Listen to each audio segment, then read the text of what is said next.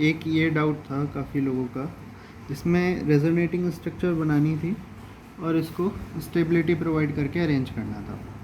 तो जो हमने आपको 5 पॉइंट्स लिखवाए थे इसकी किस तरीके से स्टेबिलिटी को प्रायोरिटी देनी है, तो पहला पॉइंट तो ये था कि पोलर और नॉन पोलर को हमें देखना है। जो पोलर होगा वो कम स्टेबल होगा और जो नॉन पोलर होगा वो ज़्यादा।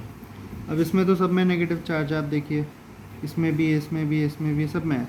तो नॉन पोलर तो सारे हैं, पोलर कोई है नहीं, तो पहला नंबर उस हिसाब से तो हम दे ही नहीं सकते पहले पॉइंट को कंसंट्रेशन करके। अब दूसरी बात आती है कि किस में डबल बॉन्ड ज़्यादा है, वो पॉइंट भी फेल, सब में डबल बॉन्ड है।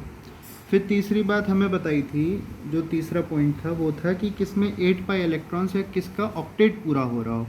इसमें कुछ लोग समझेंगे कि 1, 2 इन तीनों ऑक्सीजन का पूरा हो रहा है, लेकिन लोग समझेंगे इसका और इसका नहीं हो रहा। असल में इसका हो रहा है 1, 2 और एक नेगेटिव चार्ज है 1, 2, तो 4 तो ये हो गए, और 5, 6, 7, 8 2 लोन पेयर इसके पास एक्स्ट्रा भी हैं, वो इसमें शो नहीं कर रखा, लेकिन 2 लोन पेयर इसके पास भी हैं, 2 लोन पेयर इसके पास भी हैं, और नेगेटिव चार्ज भी है इसके पास, तो ऑक्टेट भी पूरा है। अब दूसरी बात आती है कि इलेक्ट्रोनेगेटिव एटम पे अगर नेगेटिव चार्ज है तो हम उसको स्टेबिलिटी प्रोवाइड करेंगे। अभी इसमें कुछ बात बन सकती है, इन 5 RS में से जो 5 रेजोनेटिंग स्ट्रक्चर्स हैं हमारे पास, इसमें और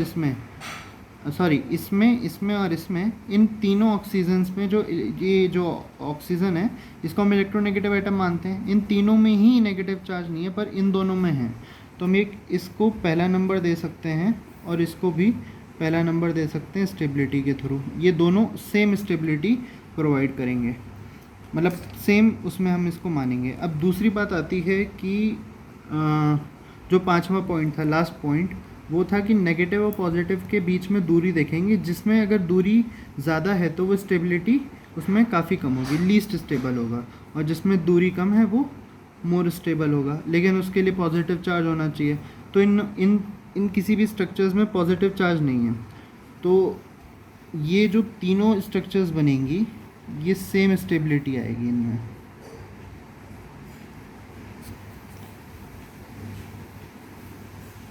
सेम स्टेबिलिटी आएगी।